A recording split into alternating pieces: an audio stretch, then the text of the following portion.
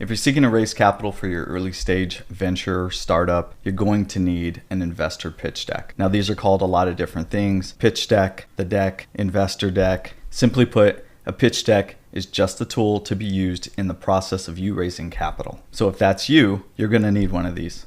Now, a few things. A deck is really just used to bring the investor from one step to the next step. Decks don't raise capital, people raise capital. Ideas raise capital. A deck is just a tool to convey your ideas to the right people and get them to say, this looks pretty good. I should invest. I want to learn more. That's the objective of a good deck. Also important to note is that this deck is not a business plan. This deck is really a short, concise message of what your opportunity is. So you don't want paragraphs upon paragraphs on each slide. You really want to keep it down to a handful of bullets, maybe some visuals, some images, some graphs and charts that tell the story in a concise, clean, quick manner. Because in many cases, when you get in front of an investor, you have a short window of time to pitch. You don't have an hour. You might have 10 minutes, 15 minutes, maybe even less. So you want to make sure that this deck hits hard, has all the salient points, and really conveys your vision. So I like to follow Guy Kawasaki's rule of 10, 20, 30, typically 10 slides delivered in about 20 minutes and a 30-point font. His joke is that investors are old and have bad eyesight, so you want to be able to see big words on the screen, 30-point font. So the first slide is the problem slide. What is the problem that you're seeking to solve? Is this a problem that is big? Is it a big problem? Is it a problem that everyone experiences? Is it a problem that's just unique to one sector? Is it a problem that's just unique to you? Is it a global problem? Is it big for one massive industry? Are you going to disrupt something? Get clear on how big this problem is. Can you tell a story around this problem? For example, there's no vegan vending machines. I went out and I'm hungry and I'm vegan, and I was at the hotel and I went downstairs because it was late, nothing was open, and I saw that there was no vegan options inside of the vending machine, and poof, an idea was born.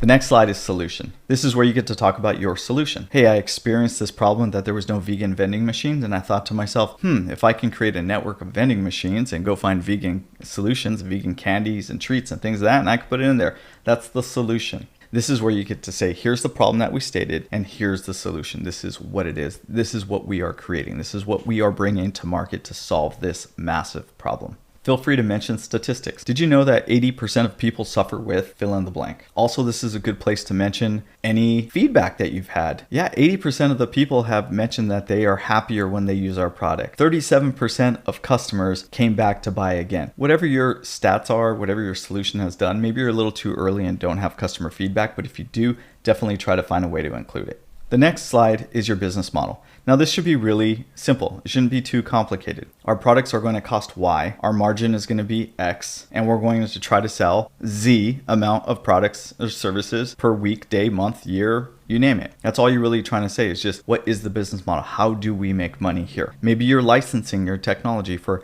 X%. Maybe you're selling your services for a fixed amount of money. Maybe you have a SaaS product where you're charging a subscription fee. You have some kind of recurring revenue model. Whatever it is, keep it simple and just show how you make money with your business. Keep it uncomplicated. Next slide is your underlying magic, your technology, your intellectual property, something that you truly own. Now, if you don't have intellectual property, maybe you have something that the other person doesn't. Maybe you have a big network, or you have access to an email list, or you have a certain amount of education, or your board of advisors is very unique to your business. Try to find something that is very, very unique to you. It's your magic. It's the reason you're going to succeed. It's something that gives you a competitive edge. It's different that no one else has in the market. Maybe it's a location that you're going to be at. Really think about this for a moment and put something on this slide that shows this makes us different. This qualifies us to be a worthy investment because of X reason. No one else can do what we're doing. We've created a moat, or we have a barrier to entry that other people can't easily get into. Really think about what you have. And if you do have a patent or even a patent pending, this is the place to mention that. The following slide is your sales and marketing slide. How are you going to sell this? How are you going to market? Where are you going to promote this? What's it going to cost you? Who's going to help you? Mention it all right here on this one slide. Maybe you're hiring an agency, or you have a distributor that you're working with, or maybe you're going to hire a sales rep, or you're going to do the sales. Maybe you have a sales network, or you're an expert digital marketer, or maybe you know how to do search engine optimization, or you're going to use PR. This is the section on this one slide to talk about how you're going to market and sell your product, what your sales and marketing plan is, and who's going to be part of that sales and marketing plan. Maybe you're working with influencers. You're going to work with specific media, right? Think about where your customers get information. Maybe they go to Instagram or TikTok. Put that here on this single slide. Now we have the competition slide. Competition slide, keep it simple. Just pick a handful of competitors and show how you stack up against the competition. If you pick maybe 4 or 5 areas that you all compete on, you can show, yeah, we compete on these 2 or 3 areas maybe, but I'm in this category all to myself. For example, maybe you're the only person that makes flying shoes, but you're competing against Nike and Adidas for shoes in general, but you're the only one who sits in your category. Or maybe everybody makes cars like Ford and Nissan, but you're going to be the only one that makes a flying car. So think about how you stack up against the competition. Again, maybe it's your design, maybe it's your underlying magic, maybe it's your team. It could be a lot of different things, but you want to make sure that you're conveying to the investor that, hey, we know who the competition is. We know what the market looks like. We know who's out there. We know what products and services they're offering. We know what they charge for these things, and we know how we're going to get in and carve our own niche within that market. That's what this slide is. This is your opportunity to carve out that section in the business plan to say, here's how we're going to compete. Now we have the team slide. Very important. You want to show who's on your team. Now, maybe it's just you. If it is just you, give an in-depth about you, show some of your accolades, maybe where you went to school, maybe you have certifications, maybe you have some unique history or background. If you have more members on your team, list them, list what their roles are. If you have board of directors, list them, board of advisors, strategic partners, vendors, anyone that is making up this broader makeup of your team, list them out here. Who is going to be on the bus when this thing takes off? Very important for investors to understand that. Now we have the timelines and milestones slide. This is the section where you can say, here's all the things that have been completed up until now, and here's what we have left to complete. Here's how long we believe it's going to take us to complete that, and here's how much money we believe it will cost us to complete those milestones. Hence, why we need the money. Hence, where we're at right now. Maybe raising capital is one of those milestones, and maybe you believe it's going to take 6 months. List that here. You can also list, hey, we're developing a prototype, or we're sourcing new team players to come on board. We're looking for a location. We're negotiating contracts. Any really important milestones that you're currently doing, list them here on this timelines and milestone slide. You can list it out with a graph that shows what's been completed, what further is left to be completed, and again, include what it's going to cost you to complete each stage. Really important to note also, you can list this as a quarterly basis. You can get as granular as you want, but you don't really have to go day by day by day. I would keep it to the quarter, Q1, Q2, Q3. This is what we're going to complete in these stages and phases. Think of it like that, and it makes it easier to absorb for the reader. The next slide is projections. This is where you get to say, we believe we're going to sell X amount of products and services by this period, by this time, year over year.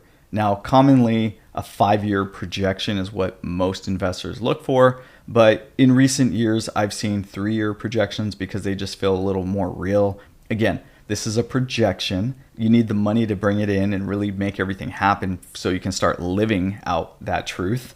But this is a projection. Make your projection honest, but also paint a picture of growth. You want to show investors that you're going to have a good trajectory month over month over month, year over year, as you move throughout the 3 years, that you're going to go from break even to profitability to super profitability. This is going to be the slide that investors are going to go forward to, and they really want to see what kind of revenue you can potentially make with this type of business. So do your homework here and be prepared that when you're doing a pitch, that investors are going to drill down specifically on this slide. They're going to want to look at your revenue, your expenses, your assumptions for expenses, and your net profitability, what your head count is going to be, what your overhead is going to be, labor, software costs, all these things, insurance. So just be prepared to really know this information and back your projections and back your assumptions. And finally, you have the call to action slide. This is where you say, all right, we are looking for $3 million for 30% of the company, and we're looking to secure that from a convertible note, or we're selling shares at $1 a share, or whatever it is that you need here. This is where you basically get to do your big ask. You can also, again, reiterate where the capital is going to be spent. That's called use of proceeds. So you can say, we're going to raise $3 million. 50% of it's going to staff, 30% towards technology, so on and so forth. This is where you get to show that you have a good understanding of what you need and why you need it. And also how you intend to compensate the investor for this investment by way of shares, dividends, whatever your plan is. You want to put that here on this single slide, summary and call to action. In summary, we need $3 million. Here's where the money's going. We'd love for you to cut us a check today. We're taking it as a convertible note or a Series A or whatever it is that you're doing. Just make sure you have all that information contained here on this slide. And as a bonus, a final slide, a parting slide, put your contact information in here. Really important. Name, phone number, email, maybe a couple phone numbers and emails to different people on your team, board of directors. You want to make it as easy as possible for someone to contact you about this investment opportunity. Put your website, put your social media on here. Do not let them leave without knowing how to take a next step with you. Maybe have a calendar link to follow up for next step. Just make sure at the end of your presentation that you're asking for a next step. You always want to make sure that your pitch always leads to, can we have a follow-up call? Can I send you this information and schedule a call tomorrow or the day after to answer any additional questions that you may have? So if you do this in sequence and you create this PowerPoint slide with 10 slides and you're really mindful about the team and the market opportunity and how you're going to sales and market this thing, the competition, what's out there, your business model, you're giving yourself the best chance possible that when you get in front of an investor, when you get in front of them, that you're telling them a clear, concise message in a short, condensed timeline, and you're allowing them to take a next step with you. You do this consistently enough, and you will find your investment at the end of the rainbow. So best of luck and raise the capital that you need for your business.